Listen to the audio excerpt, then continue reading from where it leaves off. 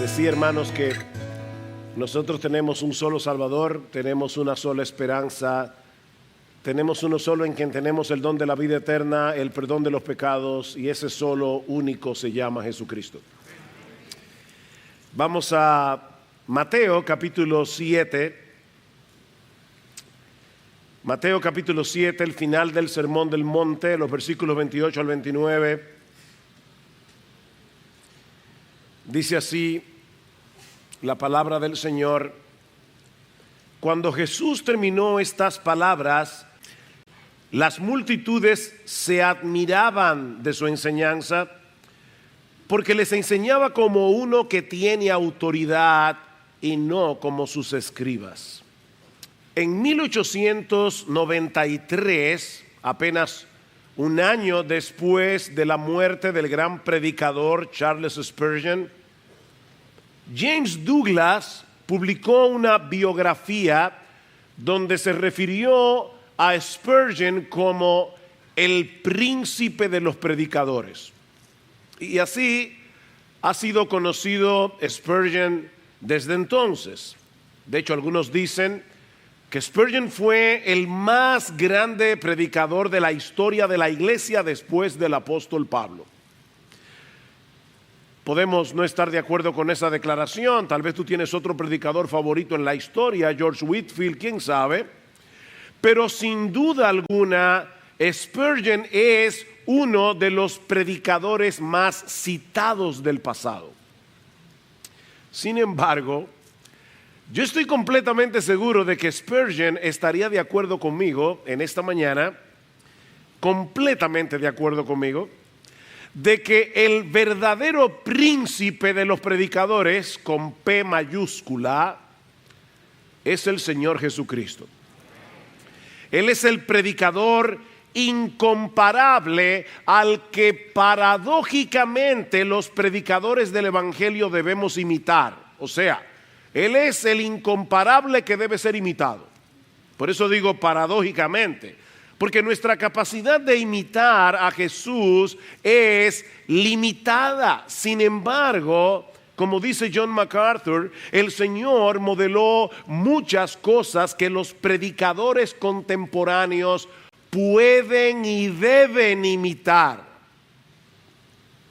Aunque sería, ¿verdad?, anacrónico imaginar a Jesús detrás de un púlpito predicando las Escrituras como nosotros lo hacemos en el día de hoy, no podemos olvidar que Él no solo fue un maestro, Jesús fue un predicador.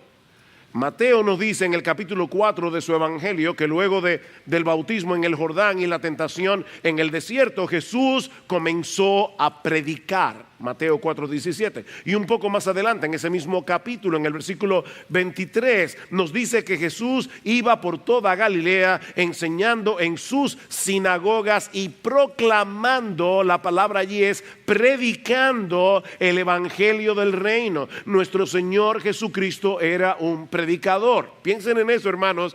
El Padre, Dios el Padre, tiene un solo hijo y ese único hijo es predicador. Era predicador. El más grande predicador que haya existido jamás. Y lo que vamos a hacer en esta mañana es considerar esta nota editorial de Mateo al final del Sermón del Monte, para considerar el impacto que ese sermón provocó en aquellos que lo escucharon por primera vez y luego ver cuál fue la razón de ese impacto. Ahora, ¿por qué estamos predicando de ese tema hoy aquí? Bueno, básicamente por dos razones. En primer lugar, porque queremos que esta predicación de la palabra sea de gran ayuda a los pastores y predicadores que nos visitan en el contexto del intensivo pastoral. Pero hermanos, miembros de Iglesia Bíblica del Señor Jesucristo, esta predicación es para ustedes también. Porque nosotros queremos que esta iglesia, con el paso de los años, se mantenga apreciando la predicación por encima de cualquier cosa. La predicación de la palabra debe ser central en nuestros cultos de adoración, porque siempre será más importante lo que Dios tenga que decirnos a nosotros que lo que nosotros queremos decirle a Él. Pero no solo queremos que la predicación sea central en la vida de esta iglesia, como de hecho lo fue en el ministerio de nuestro Señor Jesucristo, sino que nosotros queremos, amados hermanos, que esta iglesia aprenda a distinguir, sepa distinguir una buena predicación de una que no lo es. Así que veamos, en primer lugar, el impacto de este sermón el día que fue predicado. Vean de nuevo el versículo 28. Cuando Jesús terminó estas palabras, las multitudes se admiraban de su enseñanza. Literalmente estaban estupefactos, profundamente sorprendidos. De hecho, la palabra griega que Mateo usa aquí significa fuera de sí. Fuera de sí. El Nuevo Testamento amplificado dice que estaban atónitos y abrumados con perpleja admiración. Esa fue la reacción. La gente estaba muda de asombro. Y Mateo quiere hacernos ver que esto no fue un caso único. El verbo o el tiempo del verbo que Mateo usa aquí nos da la idea de algo que sucedía una y otra vez, una y otra vez, una y otra vez durante todo el ministerio del Señor Jesucristo. En Marcos capítulo 1 versículo 21, en un contexto diferente al de Mateo, dice de nuevo que la gente se admiraba de su enseñanza. Y un poco más adelante Jesús libera a un endemoniado en la sinagoga de Capernaum. Marcos nos dice que todos se asombraron de tal manera que discutían entre sí diciendo: ¿qué es esto? Una enseñanza nueva con autoridad. Y lo mismo sucedió en Nazaret. Ya ustedes oyeron el texto que Sigfrido leyó. Dice en Lucas 4:22 que todos hablaban bien de él y se maravillaban de las palabras de gracia que salían de su boca. Su predicación producía un profundo impacto en aquellos que lo escuchaban. A tal punto que en una ocasión, y esta es una historia hasta cierto punto simpática, en una ocasión los religiosos, sacerdotes, fariseos, enviaron a los alguaciles a tomar preso a Jesús en Juan capítulo 7. Pero cuando regresaron con las manos vacías. Y cuando le preguntaron ¿por qué no lo han traído?, ellos respondieron: jamás hombre alguno ha hablado como ese hombre. El embelesamiento los paralizó. Ese era el efecto que Jesús producía cuando predicaba. Ahora, ¿qué era lo que las multitudes percibían en su predicación que reaccionaban de ese modo? Bueno, eso nos lleva a nuestro segundo encabezado. Ya vimos el impacto, veamos ahora la razón de este impacto. Versículo 29, porque aquí está la razón. Porque les enseñaba como uno que tiene autoridad y no como sus escribas. No era su oratoria, no eran sus ilustraciones, y obviamente mucho menos que Jesús era uno de esos tipos de predicadores que se suben al púlpito a hacer chistes y cuentos. Decía el pastor Albert Martin que no se puede ser profeta y payaso al mismo tiempo. Hay que decidir cuál de las dos, pero no se pueden las dos al mismo tiempo. No, Jesús no era esa clase de predicador. Era su autoridad, y como vimos en Lucas 4, combinada con su gracia, lo que los llenaba de asombro. Sobre todo, dice Mateo, al compararlo con la enseñanza de los escribas. Se dieron cuenta porque les enseñaba como uno que tiene autoridad y no como sus escribas. Hay una comparación aquí. En aquellos días había un maestro de la ley en cada esquina, por decirlo de alguna manera, sobre todo en aquellas ciudades importantes como Jerusalén.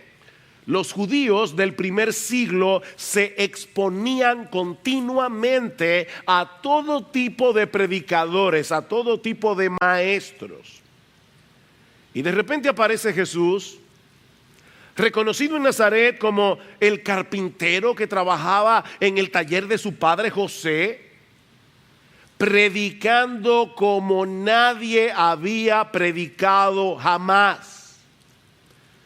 Y mis hermanos, podemos suponer que en las multitudes había personas a las que Jesús les había hecho una silla, una mesa. Él era un carpintero. Jesús había estado en sus casas haciendo trabajos manuales. Y para colmo también conocían a todos sus hermanos y a sus hermanas. Dice en Mateo capítulo 13 que en la sinagoga de Nazaret la gente se maravillaba y decía: ¿dónde obtuvo esta sabiduría y estos poderes milagrosos? ¿No es este el hijo del carpintero? ¿No se llama su madre María y sus hermanos Jacobo, José, Simón y Judas? ¿No están todas sus hermanas con nosotros? Sí, Jesús tenía hermanos y hermanas, y eran varios, y no hay nada de malo en eso. Esta gente estaba perpleja. Jesús se había criado entre ellos. Él no pertenecía a ninguna escuela rabínica. Él no había sido entrenado para ser un profesional de la ley. No era un escriba, tampoco era un fariseo, pero hablaba como ninguno de ellos había hablado jamás. Los escribas en aquellos días solían apoyarse en otros rabinos para demostrar que su interpretación de la ley era correcta. ¿Cómo dice el rabino tal? ¿Cómo dice el rabino tal?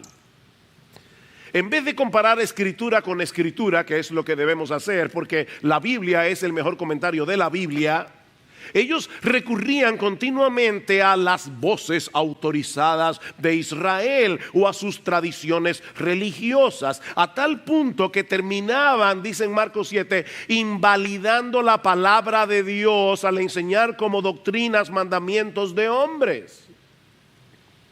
De paso, hermanos, no hay nada de malo en citar a otros pastores, no hay nada de malo en citar a hombres que han escrito buenos comentarios de la Biblia, siempre que no coloquemos la enseñanza de ningún hombre por encima de la palabra de Dios. Este es el único libro autoritativo, la palabra de Dios. Los cristianos tenemos una sola autoridad absoluta para lo que debemos creer, para lo que debemos hacer, la infalible, inerrante y todo suficiente palabra de Dios. No hay otra autoridad.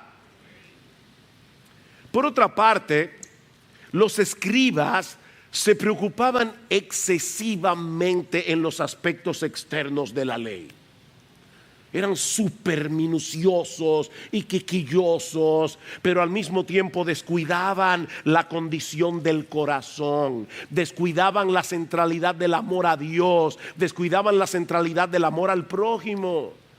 Y Cristo les dice en Mateo 23, ay de vosotros escribas y fariseos hipócritas, porque pagáis el diezmo de la menta, del eneldo y el comino. Lo calculaban todo con mucho cuidado y habéis descuidado los preceptos de más peso de la ley, la justicia, la misericordia y la fidelidad.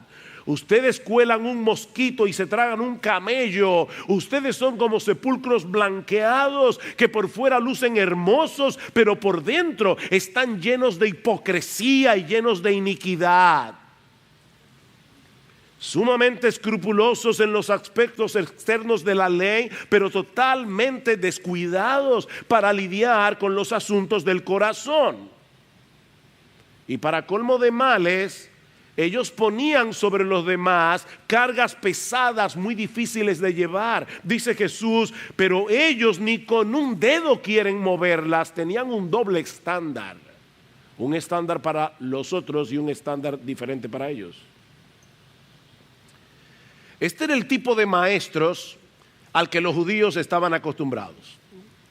Se pasaban horas discutiendo sobre las cosas más ridículas que podemos imaginar, sobre todo en lo relativo a cómo debemos guardar el sabbat, el día de reposo. No se puede trabajar en el día de reposo, pero ¿qué consideramos un trabajo? Por ejemplo, ¿es legítimo usar caja de dientes en el día de reposo? Qué importante es eso, ¿verdad? Porque eso es una carga, eso es real, hermano, yo no me estoy inventando nada. Esas son algunas de las cosas que los rabinos discutían. ¿Qué hacer con una gallina que puso el huevo el día sábado? ¿Sacrificamos la gallina o podemos comernos el huevo? Debemos permitir que nuestras mujeres se miren en el espejo en día sábado, porque si se miran en el espejo y se ven una cana, pueden verse tentadas a arrancarse la cana, y eso también es un trabajo. Qué cosas tan importantes, ¿verdad? Y de repente aparece Jesús, el carpintero de Nazaret, predicando el evangelio del reino. Y de inmediato fue más que evidente que este predicador, este maestro, era totalmente diferente a los demás. Y esto por varias razones. Y aquí está, mis queridos pastores y predicadores que se encuentran con nosotros hoy. Este es el modelo que nosotros debemos imitar. En primer lugar, lo que maravillaba a esta gente era el poder espiritual de Jesús.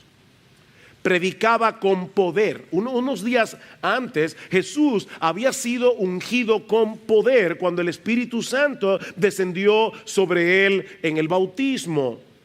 Pastores, predicadores, nunca olvidemos que el Hijo de Dios encarnado, la segunda persona de la Trinidad hecha hombre, llevó a cabo su ministerio en total dependencia del Espíritu de Dios. Dice en el capítulo 4 del Evangelio de Lucas que Cristo regresó a Galilea en el poder del Espíritu. Y cuando se levantó a leer el rollo de la sinagoga de Nazaret, ¿qué dice Lucas? Que se le dio el libro del profeta Isaías, y habiendo abierto el libro, halló el lugar donde estaba escrito. Jesús fue intencional, fue a este texto de Isaías: el Espíritu del Señor está sobre mí, por cuanto me ha ungido para dar buenas nuevas a los pobres. Y luego, enrollando el libro, lo dio al ministro, se sentó, y dice Lucas que los ojos de todos en la sinagoga estaban fijos en él, y comenzó a decirles: hoy se ha cumplido esta escritura delante de vosotros.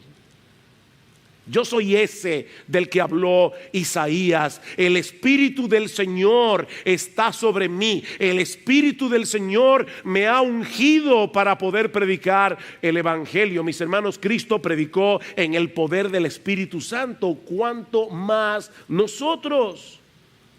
Necesitamos depender de Él.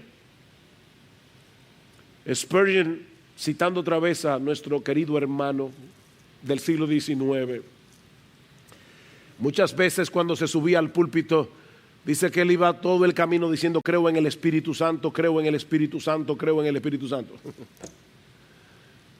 Sí, debemos prepararnos cuidadosamente para exponer la palabra. Debemos hacer una exégesis precisa del texto bíblico. Debemos preparar nuestros sermones con el mayor empeño posible. Es un arduo trabajo que requiere el poder del Espíritu Santo obrando en nosotros para que ese trabajo sea eficaz. La buena predicación es el resultado de un arduo trabajo en dependencia del Espíritu Santo. No se trata de una cosa o la otra. El trabajo del predicador y la obra del Espíritu Santo son como las dos alas del avión. Se necesitan las dos para poder volar. No se puede con una sola. Mis hermanos, en toda la historia de la iglesia nunca ha habido un solo predicador que haya podido convertir un alma, que haya podido edificar a una iglesia descansando en su propia capacidad. Nunca lo ha habido, ni uno solo. Si queremos predicar como Jesús predicó, debemos estar conscientes de nuestra propia debilidad. Debemos estar conscientes de que la tarea que se nos ha encomendado sobrepasa en mucho nuestras capacidades.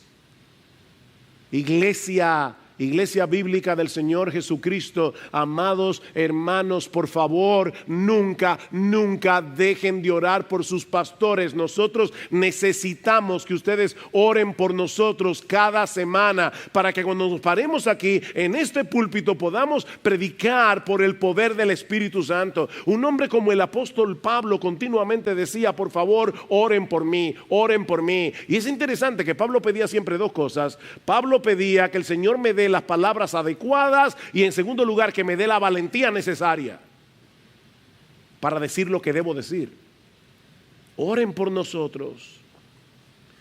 Pero no era solo el poder de su predicación lo que tomó a esta gente por sorpresa, sino también el contenido de su mensaje. Y una vez, hermanos, yo les pido que hagamos el esfuerzo de ponernos, bueno, debo decir, en las sandalias o en las togas o qué de los hombres y mujeres que oyeron a Jesús aquel día por primera vez. Este carpintero de Nazaret, recuerden, ellos conocían a Jesús. Este es el que me arregló la silla, este es el que me hizo la puerta de la casa. Viene el carpintero, se sube al monte, multitudes vienen a su alrededor y de repente Jesús comienza a enseñar. Ahora, lo más sorprendente de su enseñanza no eran las elevadas normas éticas que Jesús planteaba para los ciudadanos del reino. No, lo que chocaba a esta gente era lo que Jesús decía de sí mismo. Porque, hermanos, Jesús predicaba a Jesús. En el Sermón del Monte, el Señor se presenta a sí mismo como el intérprete final y absolutamente correcto de las Escrituras. Esto es lo que sus maestros les han dicho que este texto significa, pero yo os digo. Y todo el tiempo Jesús implicaba, los rabinos se han quedado cortos en su interpretación de la ley, de lo que Dios mandó en el Sinaí. Yo soy el intérprete oficial de la corte celestial. Eso es lo que Jesús dice de sí mismo. Yo soy el único, dice él, que puede enseñarles con autoridad el verdadero alcance de cada uno de los mandamientos de la ley. Todas las veces que Jesús citó algún pasaje del Antiguo Testamento, eso era exactamente lo que ese pasaje significaba en su contexto. Él era un predicador expositivo. Jesús nunca torció las Escrituras para hacer valer algún argumento, nunca las citó fuera de contexto. Lo que él decía acerca de ese texto era lo que ese texto significaba. Una y otra vez Jesús apeló a las Escrituras como la verdad de Dios que no puede ser quebrantada. 3 veces le dijo a Satanás en el desierto: escrito está, y allí terminó el argumento. Escrito está, escrito está. Si está en este libro ya no hay nada más que hablar, porque este libro es la palabra de Dios. Así que, mi hermano pastor, mi hermano predicador, si tú quieres predicar como Jesús, procura con diligencia trazar correctamente la palabra de verdad. Estudia el texto en su contexto hasta que tú seas capaz de pararte en un púlpito y con toda autoridad decir: así dice el Señor. Así dice el Señor. No es mi opinión. Pero Jesús no solo se presenta como aquel que nos provee la interpretación final de las Escrituras. No. Jesús se presenta como aquel en quien se cumplen las Escrituras. Miren, de verdad, hermanos, un judío en plena razón, en pleno uso de su razón, jamás habría podido decir lo que Jesús dijo, a menos que fuera el Mesías, a menos que fuera Dios. No penséis que he venido para abrogar la ley o los profetas. No, yo no he venido para abrogar, yo he venido para cumplir todo eso. Todo lo que dijeron los profetas, todos los símbolos del Antiguo Testamento, todas las profecías, yo vine a cumplirlas, no a abrogarlas. Porque de cierto os digo que hasta que pasen el cielo y la tierra, ni una jota ni una tilde pasará de la ley hasta que todo se haya cumplido. ¿Cumplido en quién? Cumplido en mí. Esa expresión, la ley y los profetas, en el primer siglo, no solamente era una frase que designaba todo el Antiguo Testamento, no, esta frase tiene un significado más importante. Señalaba hacia las escrituras de los pactos que Dios había hecho con su pueblo. La ley y los profetas apuntaban a los pactos, de manera que lo que Jesús estaba diciendo en ese momento, ¿recuerdan el pacto que Dios hizo con Abraham en Génesis 15? Yo soy el cumplimiento. ¿Ustedes recuerdan el pacto que Dios hizo con David en 2 de Samuel capítulo 7? Yo soy el cumplimiento. ¿Ustedes se acuerdan de la promesa del nuevo pacto en Jeremías capítulo 31? Yo soy el cumplimiento. En mí se cumplen todos los pactos del Antiguo Testamento.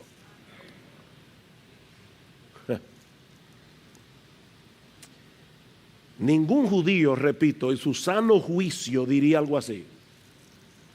Eso sería el colmo de la arrogancia, a menos que él fuera Dios. Pero eso no es todo.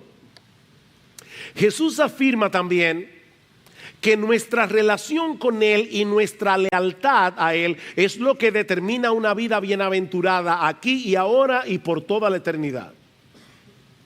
Bienaventurados sois, oigan esto, cuando por mi causa os vituperen y os persigan y digan toda clase de mal contra vosotros mintiendo. Él no dijo bienaventurados los que sufren por causa de la verdad o bienaventurados los que sufren por causa del reino de los cielos. No, ustedes serán bienaventurados cuando tengan que sufrir insultos, cuando tengan que sufrir reproches por causa mía. Porque no hay nada más importante que conocerme a mí, no hay nada más importante que tener una relación genuina conmigo, sin importar el costo que tú tengas que pagar por identificarte conmigo. Y ahora escuchen, gozaos y alegraos. ¿Tú estás sufriendo por ser cristiano? Gozaos y alegraos, porque vuestro galardón es grande en los cielos, porque así persiguieron a los profetas que fueron antes que vosotros. Ustedes están en el mismo nivel que los profetas del Antiguo Testamento, porque ellos sufrieron por causa de su lealtad a Jehová y ustedes están sufriendo por causa de su relación conmigo. Wow. La implicación es bastante clara. Jesús demanda de los suyos una lealtad que solo Dios puede demandar. Pero más aún, Jesús concluye el Sermón del Monte declarando con absoluta autoridad que el veredicto final en el día del juicio no solo está en sus manos. Oigan bien, Jesús está diciendo: en el día del juicio, el que decide quién va al cielo o al infierno soy yo. Y lo que va a ser tomado en cuenta en ese juicio es tu relación conmigo. No todo el que me dice, el que me dice, Señor, Señor, entrará en el reino de los cielos, sino el que hace la voluntad de mi Padre que está en los cielos. Muchos me dirán a mí en aquel día, en el día del juicio, se van a referir a mí, porque yo soy el juez que va a estar sentado allí. Señor, Señor, no profetizamos en tu nombre, y en tu nombre echamos fuera demonios, y en tu nombre hicimos muchos milagros. Toda esta gente clamará tener una relación con Jesús, porque en el día del juicio eso es, y solo eso, lo que hará la diferencia entre el cielo y el infierno. Mi amigo, óyeme bien, tú puedes ser muy decente, tú puedes ser muy religioso. Es más, tú puedes ser miembro de esta iglesia, bautizado en esta iglesia. Si tú no has sido regenerado por el Espíritu Santo, si tu vida no está unida a Cristo por la fe, vas camino al infierno, a una condenación eterna, porque lo único que puede salvarte, lo único es tener una relación con Jesucristo. Es venir a Él en arrepentimiento y fe, no hay otra salida. Y entonces les declararé. ¿Oyeron eso? Esas palabras son tan conocidas que podemos pasar por alto los detalles. Entonces yo les declararé. El veredicto está en mis manos. Nunca os conocí. Nunca. Apartaos de mí, hacedores de maldad. Hermanos, ustedes están sopesando lo que esto quiere decir. El castigo del infierno para aquellos que no reconocen a Jesús como Señor es estar eternamente separados de Él. Apartaos de mí. Apártense de mí. Porque, mis hermanos, lo que hace bendito el estado eterno en el cielo es estar con Jesús. El infierno es terrible porque Jesús no está ahí. Apártense de mí. Pero para nosotros no. Para nosotros es venid, benditos de mi Padre. Venid, benditos de mi Padre. De ahí la apelación final de Jesús en el Sermón del Monte. Fíjense que yo no me estoy casi apartando del Sermón del Monte. Su apelación final a que tomen en serio sus palabras, a que construyamos nuestra vida sobre su palabra. Por tanto, cualquiera que oye estas palabras mías y las pone en práctica, será semejante a un hombre sabio que edificó su casa sobre la roca. Mi amigo, ¿sobre qué tú estás construyendo tu vida? ¿Sobre tus opiniones personales? ¿Sobre que a mí no me parece que eso te tan así? ¿Sobre qué tú estás construyendo tu vida? Todo el que oye estas palabras mías y no las pone en práctica será semejante a un hombre insensato que edificó su casa sobre la arena, y grande fue su destrucción. Mi amigo, ¿sobre qué tú estás construyendo tu vida?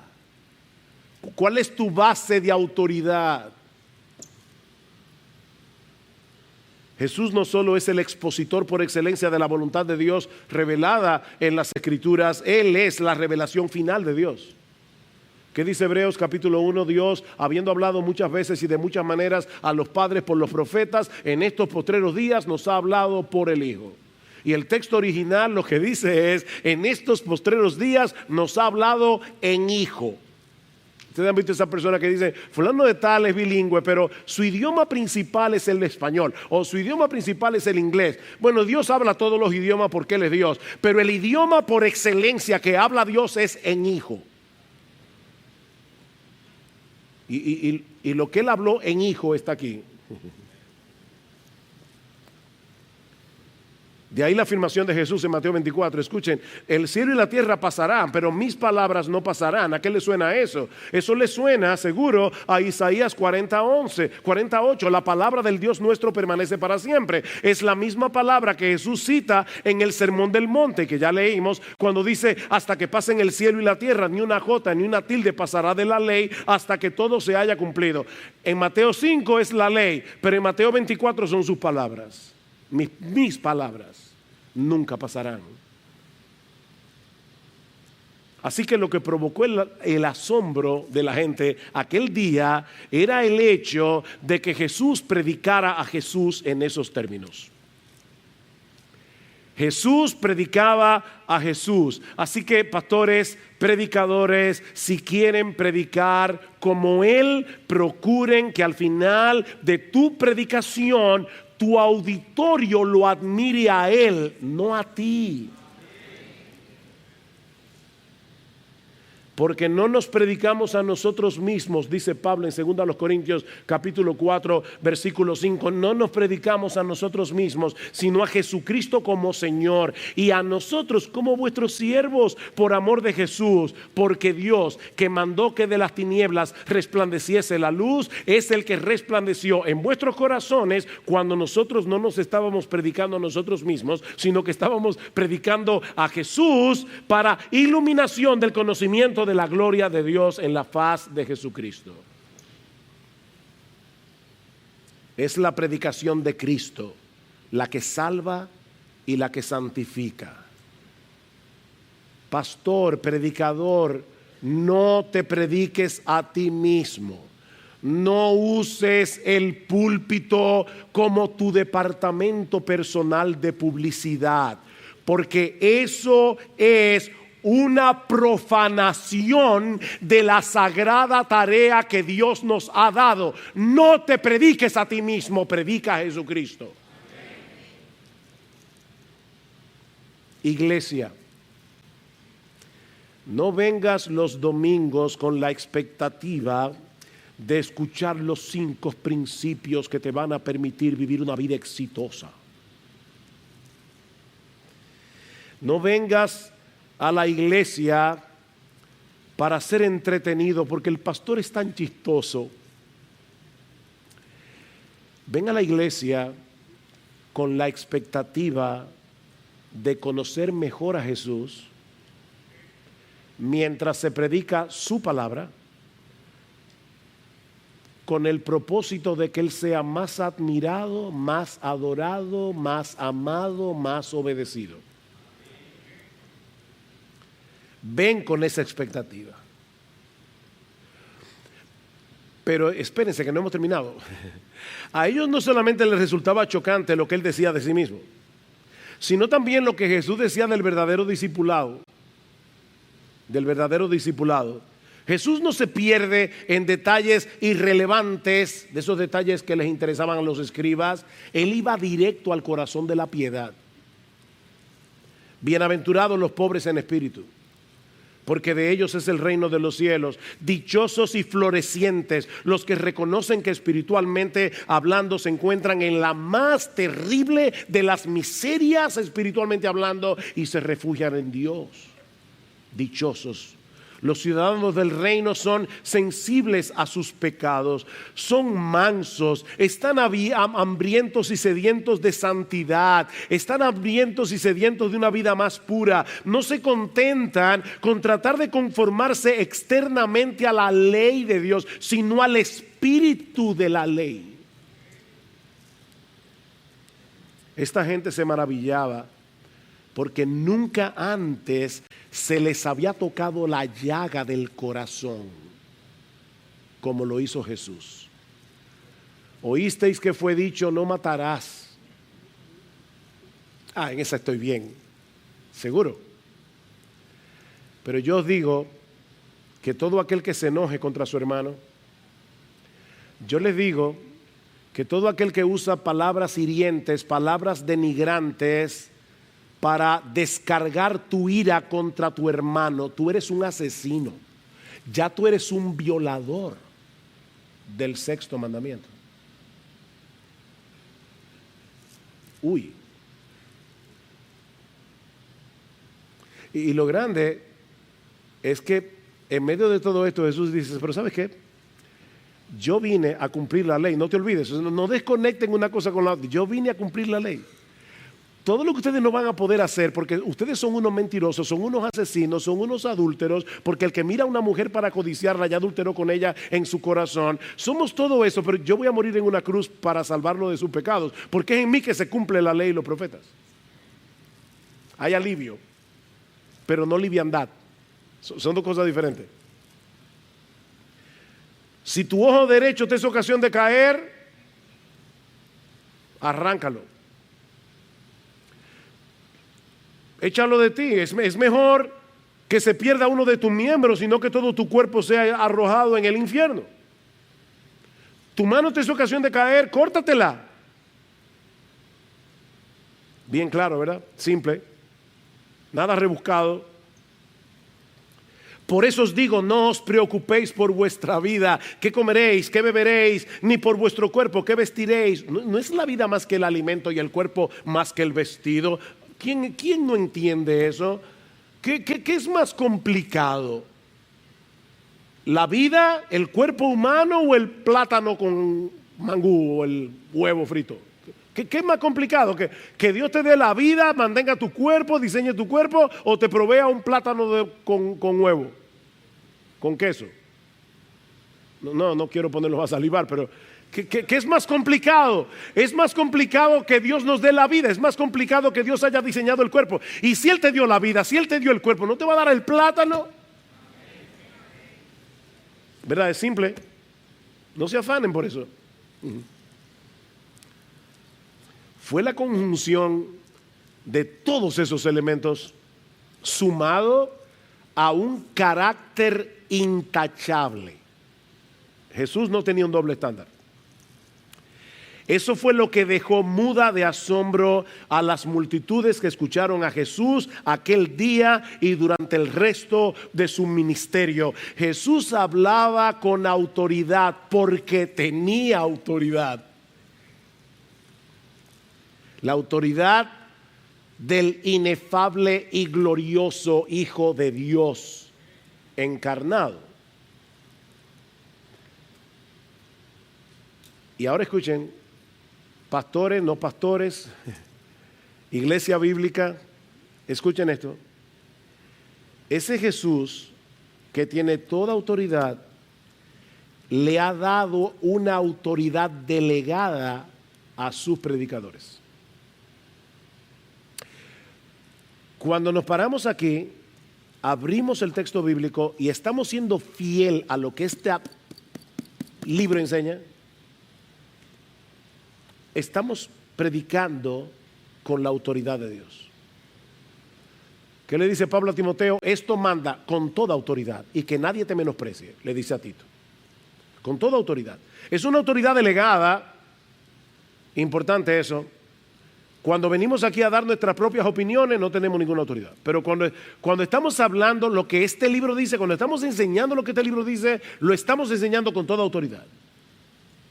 Es una autoridad que es directamente proporcional a nuestra fidelidad en exponer con precisión las Escrituras, indudablemente sumado a una vida que sea coherente con el Evangelio que predicamos.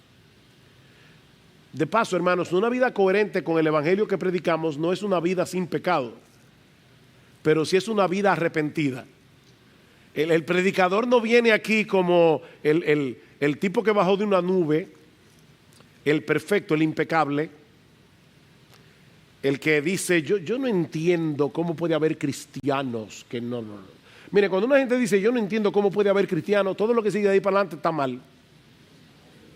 Porque nosotros también somos cristianos y estamos en un cuerpo de carne y también luchamos con el pecado y también tenemos que arrepentirnos muchas veces y también tenemos que pedir perdón. Así que la autoridad del predicador es directamente proporcional a su fidelidad al texto bíblico, directamente proporcional a su coherencia con el Evangelio. Por eso Pablo decía, mirad por vosotros, Hechos 20:28, y por todo el rebaño en que el Espíritu Santo os ha puesto por obispos para apacentar la iglesia del Señor, la cual Él ganó con su propia sangre. Nosotros los pastores tenemos que pastorear la iglesia, pero Pablo dice, sí, pero antes que eso, cuídate de ti mismo. Cuídate tú. ¿Qué le dice Pablo a Timoteo en 1 Timoteo capítulo 4 versículo 16? Timoteo, ten cuidado de ti mismo y de la doctrina, pero siempre de ti mismo. Comienza por ti mismo. Cuídate tú. Así que nuestra meta como predicadores no es llegar a ser famosos, nuestra meta como predicadores no es llegar a ser populares, no es tampoco provocar el asombro de la gente. Déjenle eso a Jesús. De paso, pastores, debemos aprender de Lucas 4, porque en la sinagoga de Nazaret muchos se maravillaron de Jesús por las palabras llenas de gracia que salían de su boca, pero unos minutos más tarde quisieron matarlo. Mira, si tú estás hambriento de que la gente te admire, si tú estás hambriento de que la gente te aprecie, tú vas a vivir en una montaña rusa, porque el que hoy te da un beso, mañana te tira una piedra. Queridos miembros de Iglesia Bíblica del Señor Jesucristo, por favor, hermanos, no busquen predicadores que les rasquen el oído, sino los que procuren ser fieles a la encomienda que el Señor nos ha dado de predicarlo a Él, a tiempo y fuera de tiempo. El tipo de predicadores que debemos querer en nuestros púlpitos no es el que nos entretiene contando un montón de historias interesantes o chistosas, no es el que nos hace sentir bien metiendo debajo de la alfombra todos esos pasajes que pudieran resultar incómodos. ¿Qué le dice Pablo a Timoteo? Timoteo, te encarezco delante de Dios y del Señor Jesucristo, que juzgará a los vivos y a los muertos en su manifestación y en su reino, que prediques la palabra, que instes a tiempo y fuera de tiempo, redarguye, reprende, exhorta con toda paciencia y doctrina. ¿Sabes por qué, Timoteo? Porque vendrá tiempo cuando no sufrirán, no soportarán la sana doctrina, sino que teniendo comezón de oír, se amontonarán maestros conformes a sus propias concupiscencias. No, yo quiero maestros que me alimenten mi pecado. Yo no quiero maestros que condenen el pecado. Yo no quiero maestros que prediquen fielmente la palabra de Dios. Se amontonarán maestros conformes a sus propias concupiscencias y apartarán de la verdad el oído y se volverán a las fábulas. Pero tú, Timoteo, sé sobrio en todo, soporta las aflicciones, haz obra de evangelista, cumple tu ministerio. Ese es el tipo de predicadores que nosotros debemos anhelar. Pastores y predicadores que están en medio nuestro, debemos imitar al príncipe de los predicadores, procurando ser cada vez más eficaces en la proclamación de su palabra, aunque tengamos que pagar un alto precio por identificarnos con un Mesías que el mundo aborrece.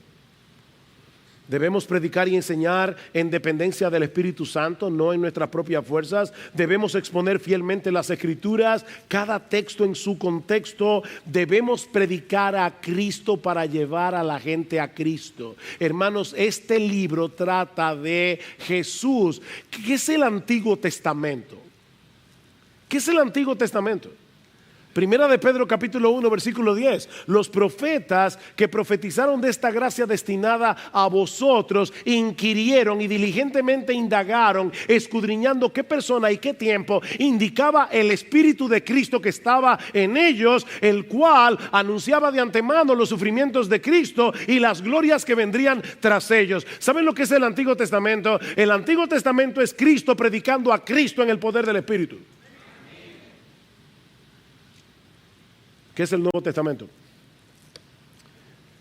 La historia de Cristo, la obra de Cristo, la explicación de la obra de Cristo, unir los puntos entre ese evangelio y mi vida matrimonial, unir esos puntos entre el evangelio y mi labor como padre, unir esos puntos entre el evangelio y mi vida civil, unir esos puntos y mi vida como miembro de una iglesia. Eso es el evangelio, eso es el Nuevo Testamento. Debemos predicar con sencillez. Pastores y predicadores, prediquen de tal manera que la gente los entienda, que nuestros oyentes puedan entender el mensaje en vez de buscar palabras rebuscadas para que nos admiren por nuestra oratoria. No entendí nada, pero qué bien habla.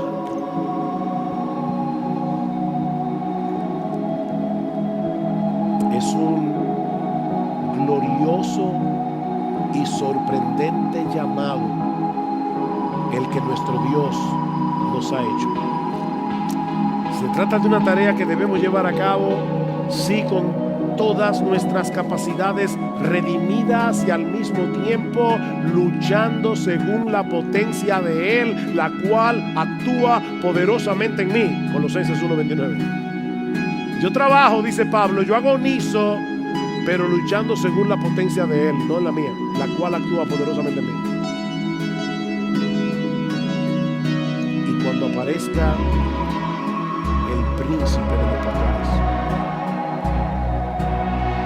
los pastores que están aquí en el intensivo, cuando aparezca el príncipe de los pastores, que es también el príncipe de los predicadores, vosotros recibiréis la corona incorruptible de gloria.